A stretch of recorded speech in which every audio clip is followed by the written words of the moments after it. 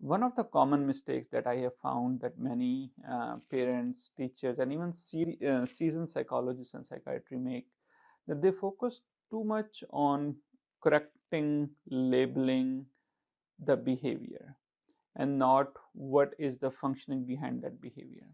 So what does it mean? Let's say if the child is misbehaving in the school, not listening, not finishing homework.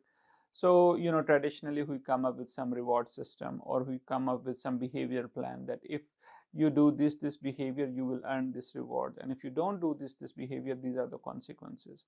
And many times, over and over, the research is showing that the children who have been having difficulty regulating their emotion, they, despite all this behavior plan, they have been constantly either being punished or constantly not earning rewards. So they are constantly being more pointed out and being more labeled, rather than this behavioral plan is helping them to learn some better ways to cope with their emotions. So what I'm suggesting is, instead of focusing on the behavior, try to understand what is the functioning behind that behavior. What is the child trying to communicate with that behavior?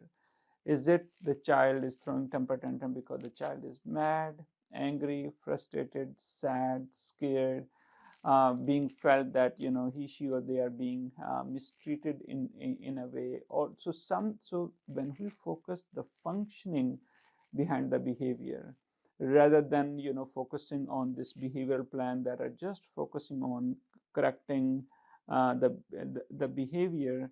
So when we focus on the functioning behind the behavior, the child felt being heard, being understood, and being connected with the caregiver.